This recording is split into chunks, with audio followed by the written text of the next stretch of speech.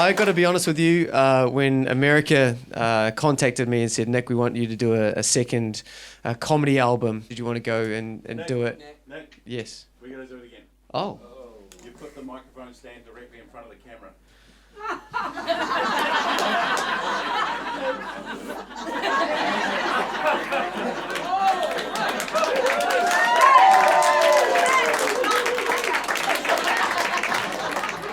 I was going to say, but also the camera's not pointing the right way. Surely that's a bigger... Also, the camera's not on.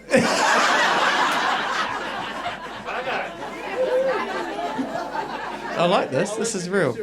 I'll introduce you again. Okay. They say that in order to do a really good comedy special is to start well. Because if you start well, then the momentum's there. Oh, that's my beer. That's okay. No. I mean, it's okay, guys. It's okay. I've already had this nightmare.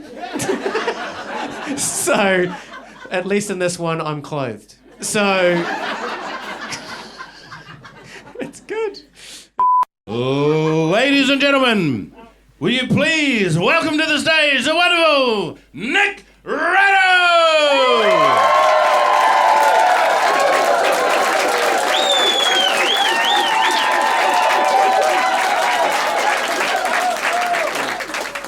Oh my gosh, it's great to see you guys for the first time.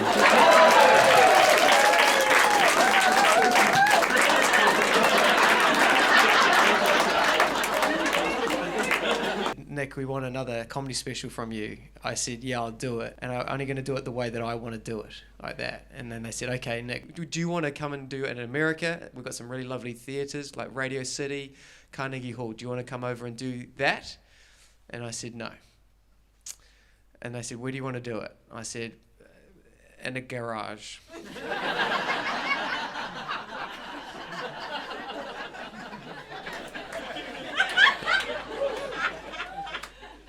And they said, whose garage? I said, Jeff's.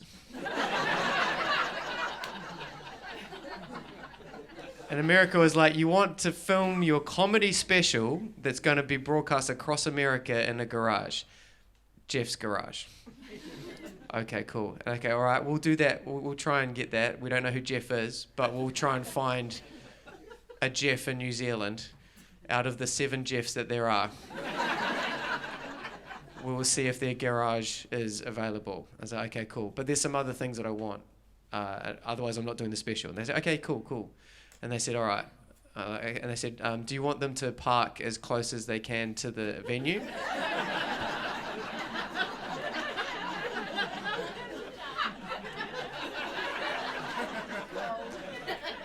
I said, no. Do you want them to see where they're going? I said, no. Take the lights out. Make them use torches. Okay, so you want us to tell them to bring torches? No. What else do you want, Nick? And I said, okay, cool. About the venue itself. I want them to cross a main road.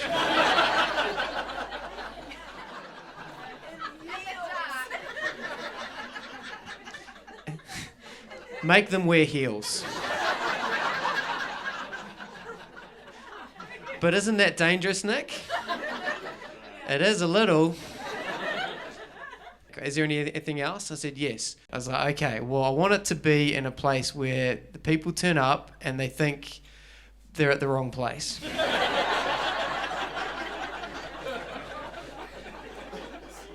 What do you mean? What do you mean you don't want them to know? No. I want them to be confused. I want the ushers of the event to go, no, you're in the right place. And for them to still not be too sure. When do you want to do this gig, Nick? In the middle of winter. Okay, all right. Like it's inside and it's warm. No. Okay, I'll do one thing for them. Put 2 fires, but nowhere near them.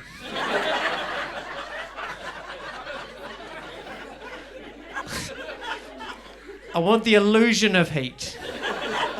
All right, what about food? Ice cream.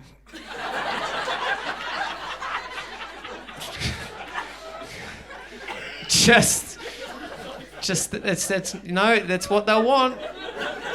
They're thinking they're freezing, so they'll want something frozen. Okay, one more thing about the set. Okay, yeah, sure. Do you want like your name and lights behind you? No. What do you want? I want like an escape room.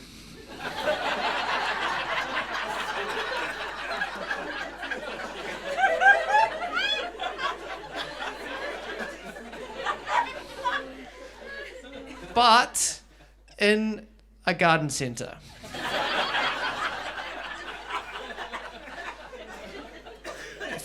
Listen, if you guys can do that, I'll do the gig.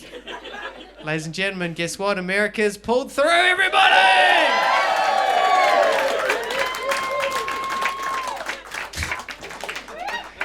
I couldn't have asked for anything more. I don't know if you guys have had this, but I'm falling behind in my kids' maths homework. When I was at school, there were two groups for maths.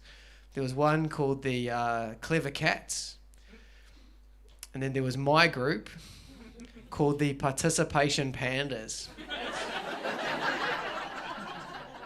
And I don't want my son to be a panda, so I sit down with my son every single night and I say to him, listen, mate, we've got to do this maths together. And he goes, yep, okay, cool. All right, Dad, what's 24 times 17? I'm like, listen, it's not about me. Like, how would you do it? Put 408, because I know that's the answer. Put 408. Like, Dad, we have to show our working. We can draw a calculator if you want, mate, but don't see how we're both going to pass this if that's the case. There's a genius in his class. His name's Hans. He's a German kid, and I know he's really good, and he's a genius because he's tutoring us. And I said to his dad after one of my tutoring sessions, I said, hey, how come all the German kids are really good at maths? And he goes, it's hard work. And all the kids have motivational slogans in the classroom. It's like, oh, that's pretty. One of the slogans is to survive, you must be exceptional. And no one owes you a living. It's like, wow. At my son's school, there's a banner and it says, remember your shoes.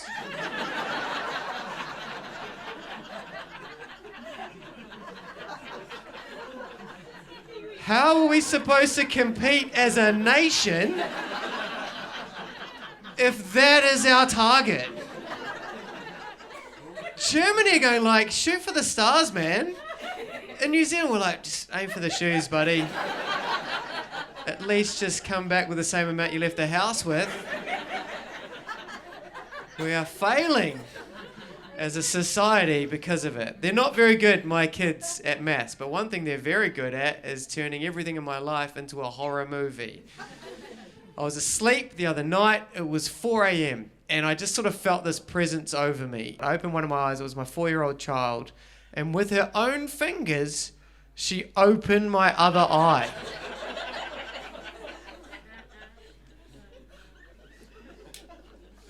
And then she leant in and whispered, I'm eating chewing gum. And then ran away. That's a lot to process at 4 a.m. I've literally just woken up. I'll go, I'm eating chewing gum. And then she's run off. And I'm like, I have to get up and parent. And I think, okay, maybe she's gone to the dining room area because I feel like there's a presence over there. So I turn on the light in the dining room light. It's not her. It's my 8-year-old son, fully dressed for the day. And like a psychopath, just eating cereal, goes, can I play Minecraft now?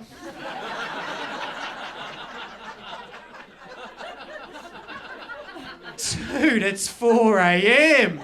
You know you can't do that till 5. That's when their other brother just runs past me and just goes, hee hee hee hee hee, and brushes past me. That's when I totally lose it with him, because we've only got 2 kids.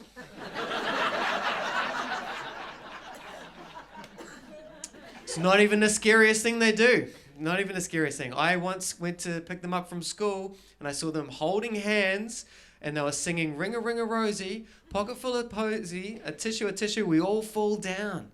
That's a song from the 1300s, the Black Plague. I haven't even taught them that song. To hear kids monotonely singing that is freaky. That's what makes me think, though, as 700 years from now, they're going to be nursery rhymes of the time that we're living in right now, and they're going to just hear, UK, South Africa, Delta, Wuhan. Which strain of COVID killed your nan? One kid just yells out, lockdown! They will have to get home before they catch it. Don't know, just thinking out loud. I got my big break, 2 years a 2-year deal on Australian television. It was a comedy sports program, and sold my house in Nelson, in Stoke, 4-bedroom house, shipped it all in a container, moved it over to Sydney. It was halfway across the ocean, and then COVID hit, and then I had to sort of come back and leave the stuff over there in storage for about a year and a half. I brought it back, about a year ago, and that was great. But I just figured out the other day when I was doing my tax return, I spent $25,000 to send my furniture on holiday.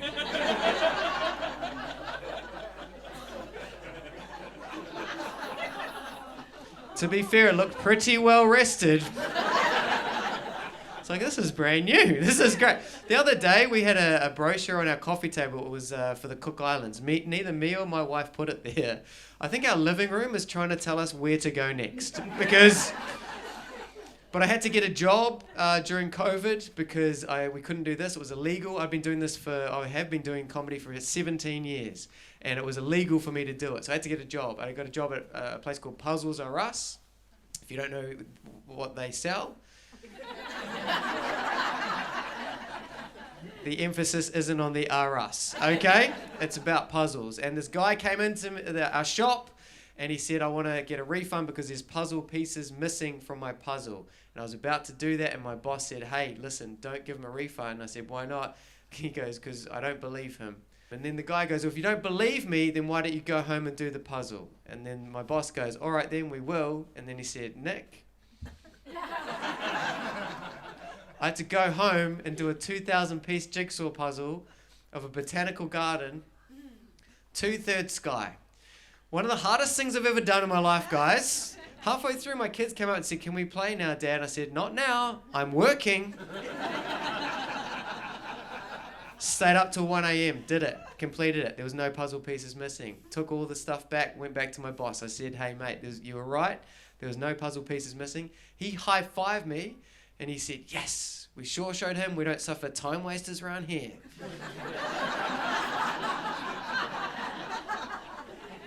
It's like, okay, mate. I told my little mate, Hans, that story, and he just goes, why didn't you just count the pieces?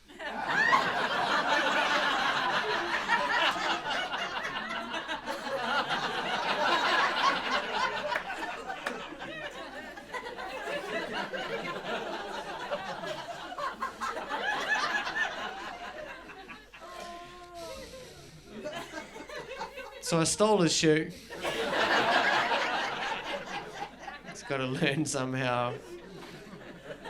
My son had his birthday, and he wanted a dog for his birthday. And I said, you can't have a dog till you can prove to me that you can look after a fish. Again, as I say this out loud, doesn't make sense to me either. But sometimes as a parent, you have to follow through with stuff even though you know it's wrong. So I went to the pet shop, and I went down and said, hey, can I have some fish? And they said, sure, how many do you want? And I was like, I don't know, man, like 600 grams.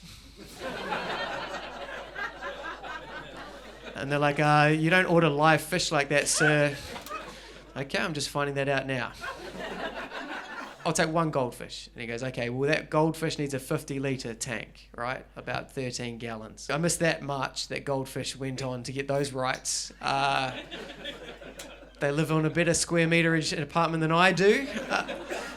But I bought the 50-litre tank. Took it home, filled up the tank of water, and it's on the kitchen floor with my wife.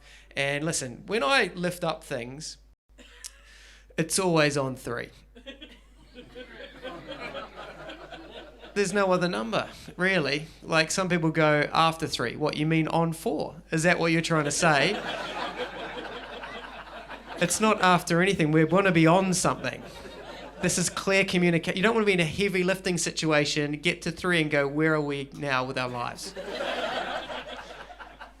So I'm down here waiting for the magic number 3. My wife, she goes 2, 4, 6, and then does this Olympic clean and jerk style lift where she's the clean up here, I'm the jerk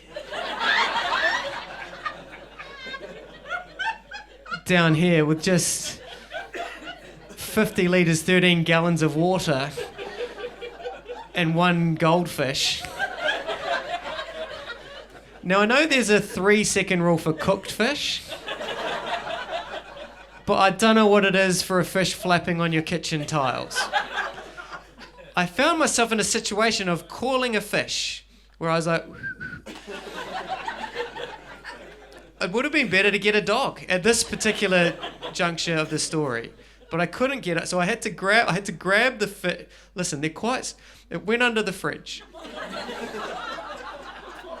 To which my wife goes, quick, let's tilt the fridge. I said, no, are you a psychopath? I'm not just going to let you yell out random numbers and tilt a fridge on top of me. 24, 68, 74. Like, what did he die of? Freezer burn? Like, it's... So I got 2 wooden chopsticks and I lay in 50 litres of water, 13 gallons of water, and then had to chopstick out the freshest sashimi I've ever seen in my life. Miraculously, this fish is still alive. I fill it up, we take it back, we go, do the numbers, we put it in his room. We go to bed, it's fine, it's okay. Now, my son wakes up, we fast forward to his brain in this particular situation, right? So he gets up and he's like, oh, this is the greatest day of my life. Now, remember, in his mind, he still thinks he's getting a dog, okay? So he's like, this is the greatest day of my life. He goes, oh, brilliant. What's this massive tank of water in my... Why is there a dead fish floating in this fathom of water? Just as he's thinking that, I walk in, I go, happy birthday, mate. And then I look at the dead fish, I look back at my son, and then I go,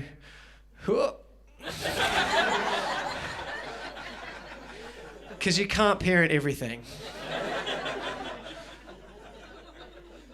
Now, think of what my son is going through at that point in time. Sees the dead fish, then he sees his dad come through, knock on the door, go, happy birthday, mate, looks at the dead fish, looks back at me, and then closes the door because everything seems to be in order. What has started out as a nice surprise birthday present from me has turned into a mafia-style message where I've basically said to my son, if you talk about getting a dog again, other animals are going to die. His sister wanted a pony. My daughter wanted a pony for her birthday. My son said, don't do it.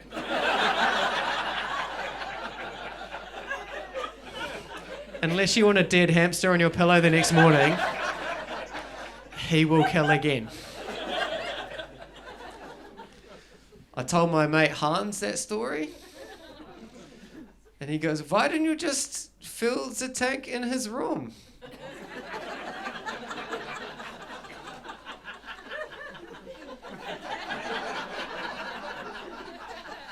Because the taps are in the kitchen. Have you heard of a thing called a hose? So I stole his other shoe. I'm from a place called Porirua, and that's the reaction it normally gets. For those of you in America who don't know where Porirua is, it's just out of Wellington, on the west coast of Wellington. I grew up next to a bunch of kids called the mongrel mob. For those in America who might not know what the mongrel mob is, it's an organised gang in New Zealand. You won't find them on LinkedIn. But how organised are they? So one of our city councils, when I was younger, one of the city council initiatives when I was about, I think I was about 19 or 18 at the time, was to get young youths out of gangs by teaching them how to snorkel. And they said, Nick, you're our man. You're going to save the city by teaching troubled youths to snorkel. So every day I had to go and catch the bus to the beach with my snorkeling gear as 13 and 14-year-old future gang members drove to the beach with a different car every week. And there was a kid called Jaden, and he was the most, still to this day I've never met anyone worse than Jaden. He was the most terrifying teenager I've ever met. No amount of snorkeling was going to get through to this guy. I even gave him my best flippers, and he just nothing would get through. There was another city council, it was the Hutt Valley City Council, and they decided they had their own anti-gang initiative for their area where they were teaching at-risk youths to kayak. And one time they came down to our beach, aka our turf, and we didn't like it. I guess what I'm trying to say is that our anti-gang initiative ended up starting a gang. We were called the Bad Buoys. They were the Cobra Kayakers. And we were lucky we had Jaden. He was the toughest guy on our team, and he won a lot of fights with the Cobra Kayakers. Pretty easy to win a fight with people in a kayak, because he just went up to them and just went, well, and then they hadn't learned how to come up yet. So I'm actually getting into my health a lot, and so now I start with a morning routine. So now I get up at 5:30 in the morning, I do some Wim Hof breathing, I do a cold shower, take a long walk, come back from my long walk, I do some journaling, write my goals for 1 year, 2 year, 5 years. Then I fix myself a healthy breakfast, then fix myself a smoothie, then I do a workout, then I do some meditation. Then after that, I do some stand-up writing, then I do my emails, then I do my phone calls, and then I find after that, I'm ready to go to bed. Because it's 10 p.m. and all I've done is this morning routine. I should be doing it now. This is getting in the way of my morning routine, guys. I haven't worked properly in 3 months. I googled how to get ahead in your morning routine. Apparently you need an evening routine. Now I've got 2 routines. I'm being inundated with routines, guys. I'm stressed out. I'm being overwhelmed. I'm thinking of quitting well-being for my own well-being. I'm joking, of course. I'm not going to. I don't have enough energy. Because I'm intermittent fasting.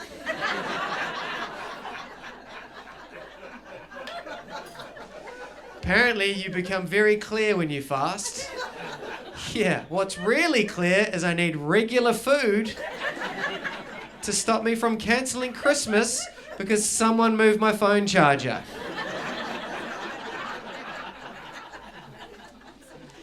I'm too easily influenced. I once stopped eating meat for 3 months because of a documentary, and I didn't even see it. A mate of mine said, "This is good." I said, "Okay, I'll get onto it." I once watched Seaspiracy, What the Health, Game Changer, and Cowspiracy all in one weekend. And then I thought to myself after that, I'm just going to now eat nothing because it's easier. The problem when you choose ethical eating is that there's not much to eat at a dinner party. They're like, what would you like to eat, Nick? Do you have any high horse?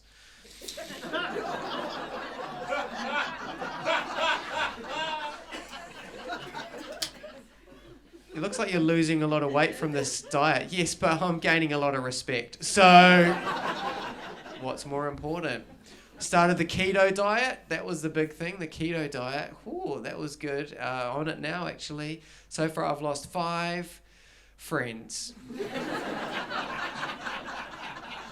Thinking of starting CrossFit to lose the other 4. The health is a big thing, and my wife my wife's got my back a lot of the time when it comes to health. And so I remember I was in the pantry, I was looking for the peanut butter, I couldn't find it.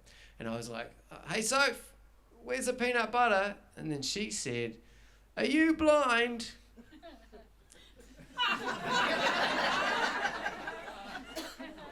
She's just checking in. To shout that from the other room, that's urgency from me. You know, that's true love. You can't beat that with love. But it got me thinking, if I was to go blind, I think that's how I would tell her.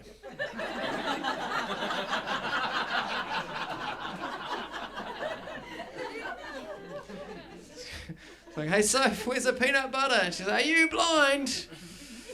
Actually, it's been something I've been meaning to tell you. Good news is, we're going to get a dog.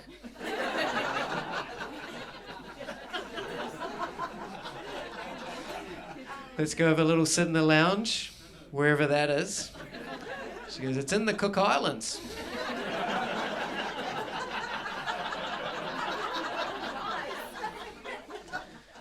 She comes out, she finds it, she always finds it. She goes, there, it's right in front of you. It's right in front of you. Oh, yes, but someone's moved it 1/4 degree. How am I supposed to find stuff when people are moving things what the hell's enut utter? It could be, I don't know what Vegemite is. What is... I shouldn't have to come to the pantry and play Wordle every time I'm here. You can't find things in my area. You can't go to the garage and find my 3/4 inch drive. And she goes out and 10 seconds later she brings it back. I'm like, oh, is that where it is? Guys, we got a dog. We got a Cavoodle. Yeah, it's what I've always dreamed of. Ever since I was a female Instagram influencer. If you don't know what a Cavoodle is, it's a King Charles Cavalier Spaniel crossed with a soccer mum who makes her own candles. The Cavoodle doesn't molt, by the way. It's a non-shedding dog. So I have to pay for a haircut for this dog. I have to pay $80 every 6 weeks. Listen, from a young age I got told to stay away from groomers.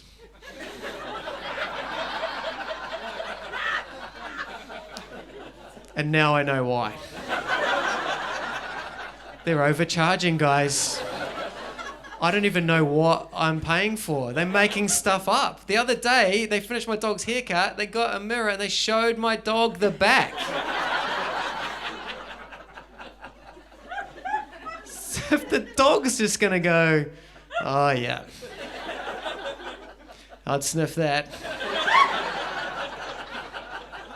So I get to go to dog parks and see other guys who have little dogs that they don't want either.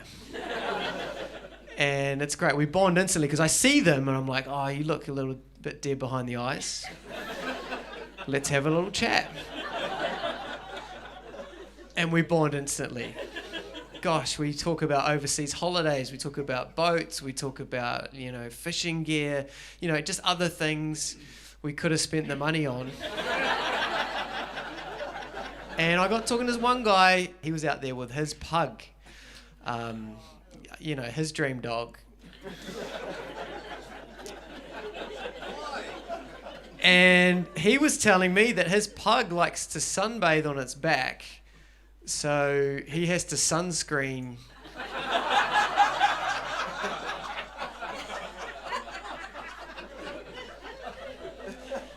Like everywhere. It's not a conversation you can just walk away from. You can't change the subject when someone's just gone and told you that. You can't just go, oh, cauliflower's gone up a bit, isn't it? What? But you have to ask a follow-up question. Don't ask what I followed up with, which was, what SPF are you using? He said 50. And I don't know why I said this. I said, good. Now he's feeling confident, and now he's sharing stuff with me that he probably shouldn't share. He goes, yeah, I don't use the spray bottle because it's quite cold on his... So I have to really lather it in. And I don't know why I said this, but I said, don't use Banana Boat, it's not a trusted brand. I'm so far into this conversation I didn't want to be in. And then it sort of ended abruptly because he basically said, oh, do you want me to do yours? I had to say no because it wasn't entirely clear who he meant. And I just realised that we're the only ones in a park. And I'm the only one not wearing a trench coat. I don't know if you have this. When your partner comes home late and you're worried about them, but when they get home, you're really angry with them. And you shouldn't be angry because you should be glad that they're home safe, right? But I've been doing some thinking, and I think this is what happens, and this is why the person that's staying at home is really angry. So you're at home, your partner said that they'll be home by 11. It's about 11:15. You're like, oh, that's... they're a bit late, but they're out with their friends. It's okay. It's fine, all right? Then it gets to like 11:45, and you're going, well, that's, this is really unheard of, really. I'm just gonna text them, gonna call them, few missed calls. Oh, that's not good enough.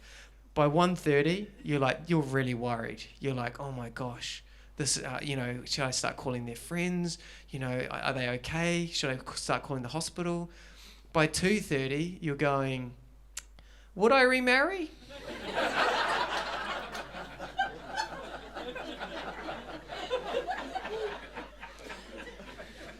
I mean, that person at work has been giving me the eye. They do work in accounts, and they're probably, imagine what we could achieve with 2 salaries that are the same. Like, oh my gosh, could finally get that dream house, and I bet we could probably get 2 dogs. That would be amazing. And with the salary, we'd probably pay off the mortgage within 15 years. We could take that once in a lifetime holiday. Oh man, I think we're going to do it. Hey, let's do this. Let's go back. And then they come home. And you're furious. Because you have to call it off with Sarah from accounts. So I used to play in my hometown of Tawa, which is again in just south of Porirua. And I was there 21, 22. I used to play for a social rugby team. It was the 80-80s rugby team. We were called Tawa Red. Great name. Tawa Red, social, grade 2, awesome. Now, also in our social grade 2 division was a team called Rimataka Prison.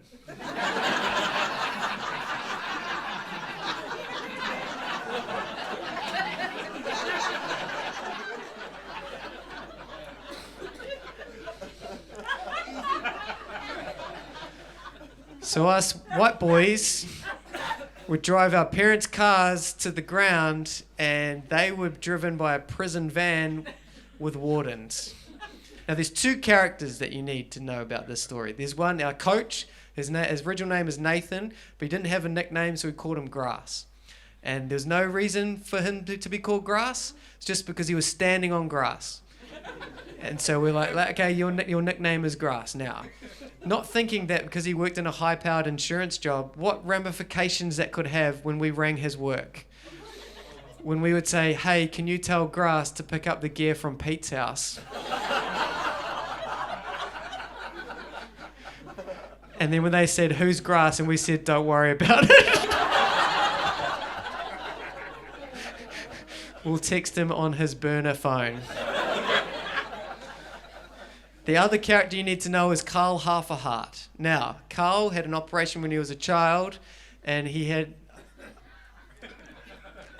only got half a... We weren't very good with nicknames, is what I'm trying to say. And we put him on the wing normally because we try to protect him. So we're at the ground. We saw the prison guards, and and the prisoners. We're like, normally put the bags at halfway, but we're going to put the bags in the car. Our coach Grass was like, hey, boys, no stereotyping here. Hey, just because they're convicted criminals doesn't mean that they're going to steal your stuff. And we're like, pretty sure that's exactly what it means. Unless you're trying to say that they're in prison for something else and we should be locking ourselves in the car. And then he goes, no, put your bags at halfway, put your wallets in the bag, let's go, let's do it. And we're like, all right, reluctantly we do it. We go and do it. And so Rimutaka prison, they kick off, boom, kick it to us. Now we catch the ball and they're very intimidating. They want this a bit more than us as a social 2 grade game. And so we shift that ball out to Carl Half a Heart. So fast. Like it's a planned move. And bless Carl, he ran that ball back at someone with twice a heart as what he had. I don't know, we didn't even know where the confidence came from. We were watching him and he got tackled so hard that we all thought that he died. In fact, so much so that we didn't even go over to check. It was better use of our time to start planning the funeral than to go... Even the wardens were like, oh, that's another one. The referee blows the whistle, goes, penalty, and then the Rimutaka goes, hey, it was an accident. It was an accident. And we're like, stop trying to get it down to manslaughter, guys. We all saw what happened. There's a bit of a melee. People start pushing like that. Grass, our coach, comes running over. He starts running over to try and break it up. We're going, Grass, get out of it. Grass, get out of it. They hear Grass. They go, oh, snitches get stitches. They start beating up on Grass like that. Then the biggest, tallest guy, he starts going, punching me, and I get punched in the stomach. I go, oh, like that. I land on Carl Half a Heart. He goes, ow. And I go, Carl? And he goes, have they gone yet? I said, dude, this is an 80-minute game. This is the first minute. We are all getting pummeled out here. That was your tactic, to lie and play dead? Grass is getting smashed. He's our coach. He's not even playing like that. Then the biggest, baddest guy comes up to me, he leans over and goes, oh, you! Like that. I'm like, oh, no, please don't kill me. Like that. He goes, oh, you! And I go, what? And he goes, did you used to take snorkeling?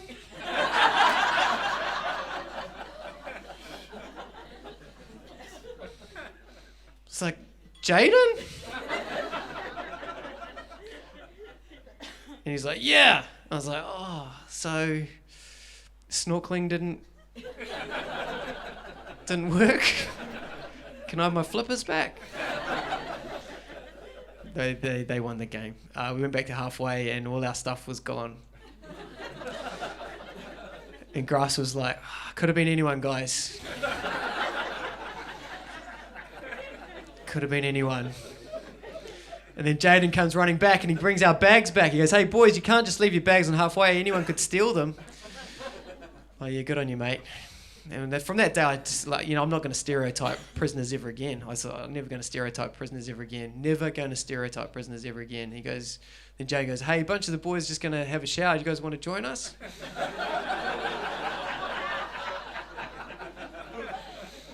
I think I showered a couple of weeks ago, actually, man. So, pretty good. So, I am a parent. And for me, as a parent, I feel like my whole life is just trying to get my children off their devices for their own mental health. But the problem is when they're on their devices and they're in their rooms, my mental health is so much better.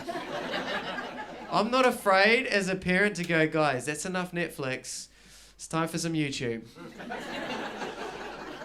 Disney Plus ain't going to watch itself, guys. Like, trying to pretend to work from home here. So I'm trying to be a better dad. So I signed up to this daily email for dads.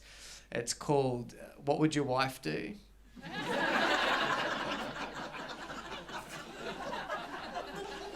It's pretty good. It's mainly in italics, so it's quite condescending. A lot of the emails start with an eye roll emoji and a gif of someone shaking their head. But once you get through that, some really good tips. One of them was be honest with your children about alcohol. And I was like, I will do that. So we took our kids to a concert. We saw some teenagers preloading. And then my son said, why is that teenager throwing up in a bin? And I was like, okay, let's do it. All right, well, that's what happens when you don't line your stomach. So if you're going out to a nightclub, have some couscous before you doof.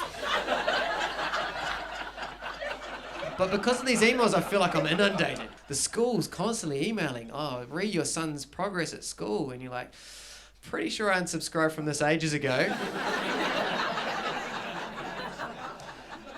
Please take me off your list. It's becoming harassment now. I prefer to find out information from the schools the old-fashioned way, like crumpled up in their bag under a leaked water bottle, like the night before, and going, oh, this is due tomorrow. Dress up cultural day, what could go wrong? But you find interesting things in their bag. I found this amazing thing. I found a certificate from 2 terms ago. And I was like, dude, you have to tell me when you get a certificate. I don't want to be 15 years from now going through your bag and going, when did you get married? We need to celebrate these certificates, right? And so the certificate was one of those certificates. It was good effort in reading. There was no assembly for that, was there, son? Like, you know, it's not even going to make the fridge, to be honest.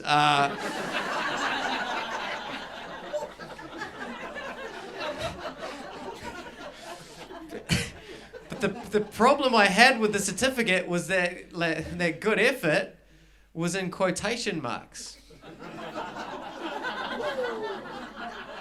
So now it looks like it's sarcastic. And I'm like, is the teacher having a go at me? Like, what's the... It may as well have been in italics. It was kind of... It was very direct. And I was like, mate, I said to my son, I was like, mate, do you know how to use quotation marks? Because your teacher clearly doesn't. He goes, yeah, your mum taught me how to use them. Well, when do you use them? Oh, just whenever you're quoting someone, whenever someone's speaking, or whenever Dad's cleaned the bathroom. All right, mate, well, let's celebrate this with dessert. So... But I found this one thing in his bag. It was pretty cool. It was a birthday invitation. Love a birthday invitation. Basically, free afternoon of childcare.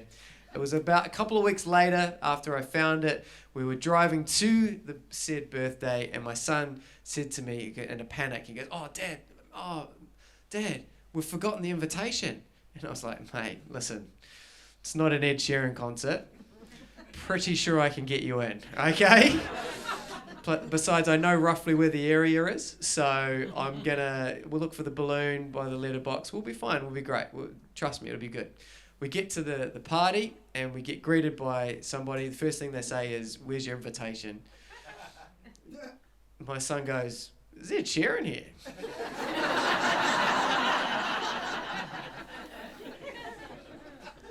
No, clearly we're allowed in because we've got a present, we've invited, it's all good. So we go in and they let us in, it's fine, it's good. So we put our present on the present table, and they get stuck talking to the granddad of the event. And he asked me what my name is and what I do for a living. He finds out I'm a comedian. And he does this thing which us comedians absolutely love when you find out that we're a comedian. he basically just goes, looks over both of his shoulders, leans in and goes, I've got one for you. Which is basically code for a racist joke is coming, and it's coming in hot, right? So he went knock knock, and then I had to pretend I wasn't home.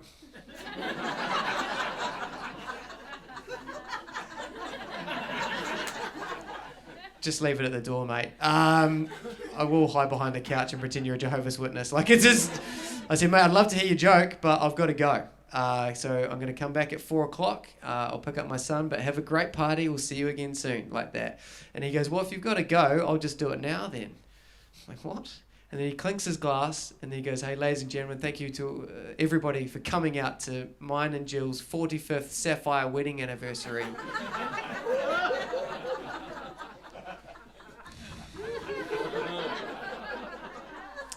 Could be at the wrong party here. He presents his wife with a sapphire necklace. Everyone starts getting emotional, and I'm like, oh, I can't leave now. Right.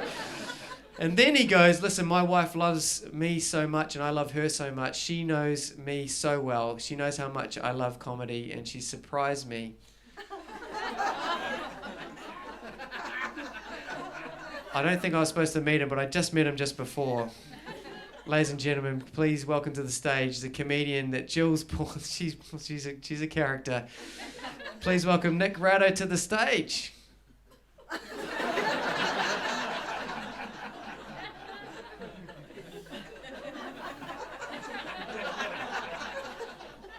Oh, I think I'm going to be sick.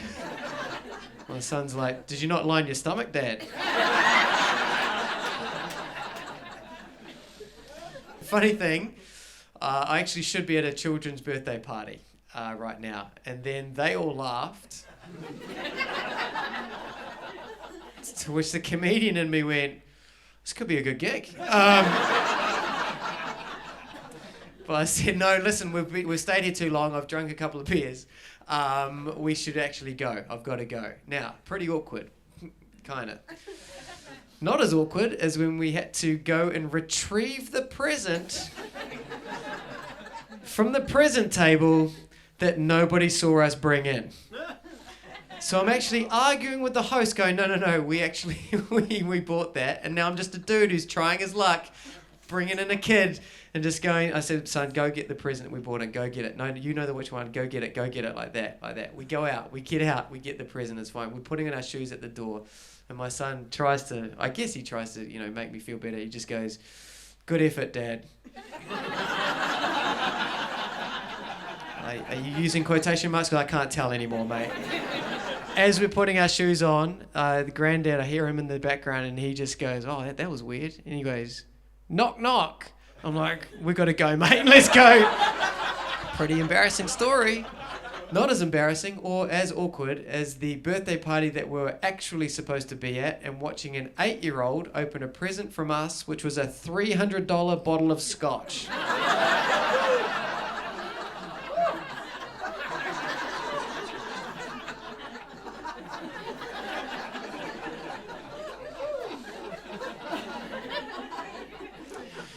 They were pretty surprised.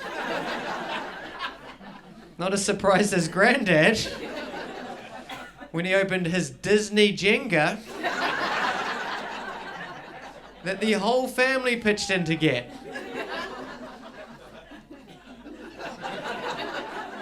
I've been running a lot recently, getting on the health thing, and a mate of mine is a doctor, and they did a fun run to raise money for the local hospital, and he rang me the night before the fun run, and he said, listen, one of the people who is working in the hospital, it looks like they're going to be doing a double shift now. Now, it doesn't look like they're going to be able to make it in the morning to do the run. Would you be able to run on their behalf so that we get the sponsorship money?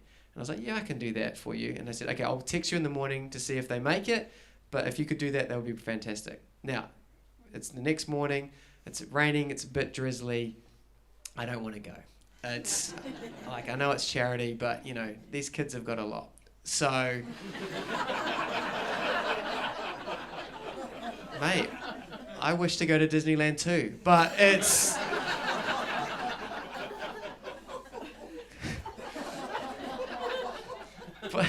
but I get the text to say that they didn't make it, and I have to go in. I have to run for this person. So I was like, okay, cool, whatever.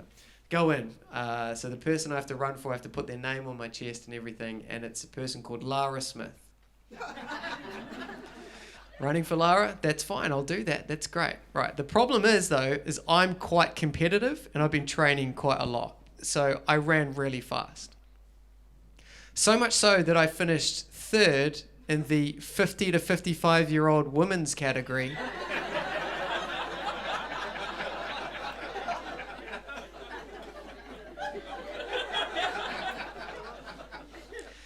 Now, the problem with a podium finish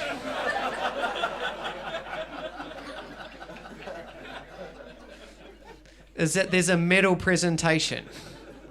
And a part of me was like, oh man, you shouldn't go up there. But then another part of me was like, a win's a win, man. Like, you ran really hard. Like, you should be rewarded for that, right? So I went up there. Now, because it's 2023, nobody said anything.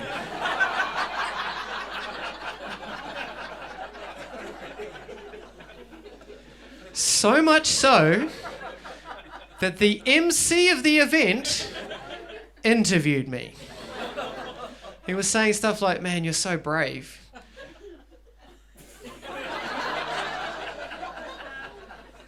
I mean, yeah, it was like drizzling this morning. I almost didn't come.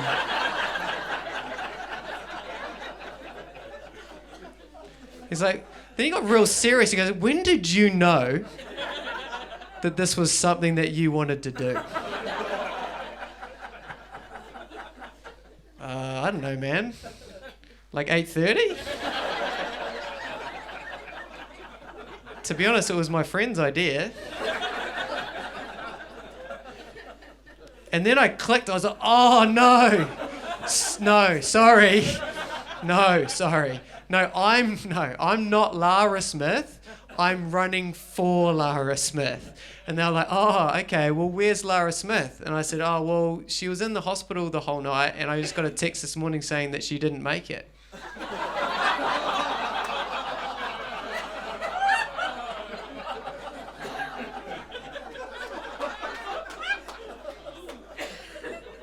And then they're like, where's Lara now?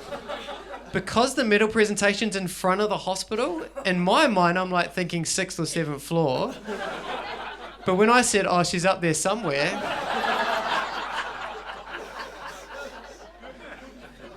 all of a sudden we're in a minute silence for Lara Smith.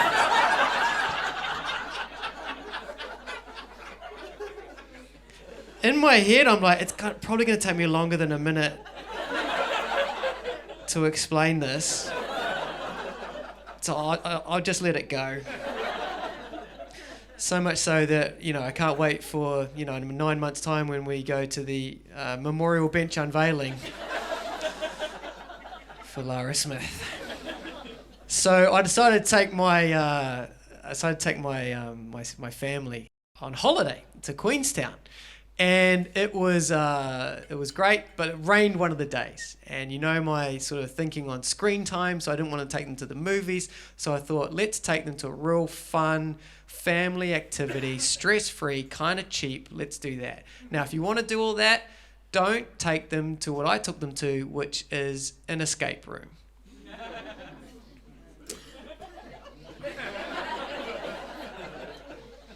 It looked a lot like this.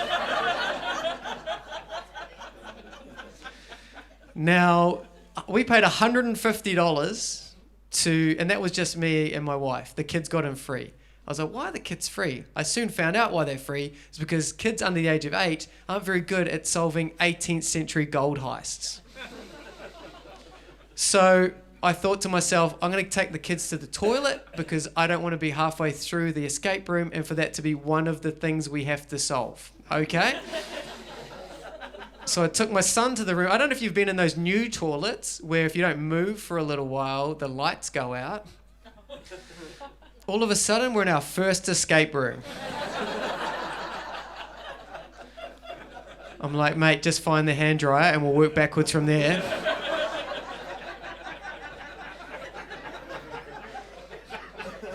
we got out, but we felt good about ourselves. We're like, man, if we can do that, it only took us 10 minutes. We're pretty good. This is a good team effort here. Okay, so they locked the door. Now, they were halfway through and we're solving this clue, and it was like a time clue. It was like a sundial thing, and it was like, if it's 10 o'clock here, what time is it in Tokyo? As we're trying to figure that out, my son is peeling wallpaper off the wall and going, is there a clue behind here, Dad? Dude, I've just paid $150. I don't want to have to pay a bond back. Stop destroying the place, all right? As he's doing that, my wife's in a humph and she's like going, how are we supposed to even know what time it is in Tokyo if we've never been to Japan? I'm like, oh my gosh. I've just lost a team member. It's all on me to get us out of here. I knew I should have brought hands. But he's not allowed in here without any shoes. Meanwhile, as he's saying that, right, my daughter, 4-year-old daughter, comes up to us and goes, I can't breathe. Can anyone else not breathe? My son then hands me a broken light switch and goes, is this a clue, Dad? My daughter, she then hands me a plastic banana and says, can we eat this, Dad?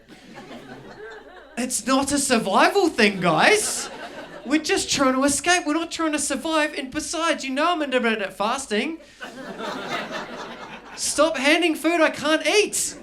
Like that. It was so stressful. Even the guy who was running the thing, he started off in character when he greeted us. He was like, oh, the definition of gold will set us free, like that. And then over the tannoy, he saw how bad we were and just went, oh, it's 12. The answer is literally 12. No, it's not another riddle. Just put 12 in the thing.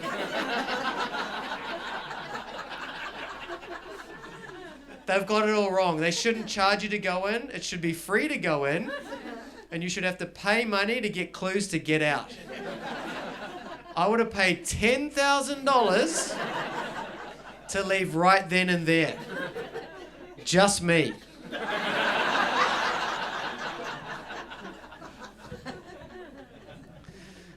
But we got to the last clue, guys. We got to the last clue. And it was frustrating. And we said to the tannoy guy, guys, mate, just give us the clue. And it was a whole bunch of rocks, and it was like the rocks were corresponding to the robber, the burglar who did it. And I was like, okay, whatever. There's a whole bunch of rocks, and I was like, oh, and I said, mate, to the tannoy guy, just give us a clue. And he goes, okay, the clue is 45th wedding anniversary.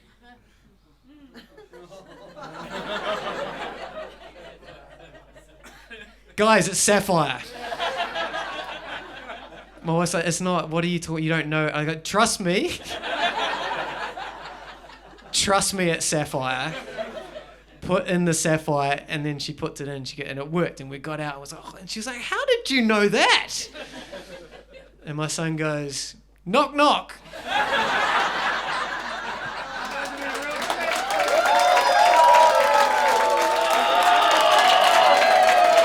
Ladies and gentlemen, give it up for Nick Rado!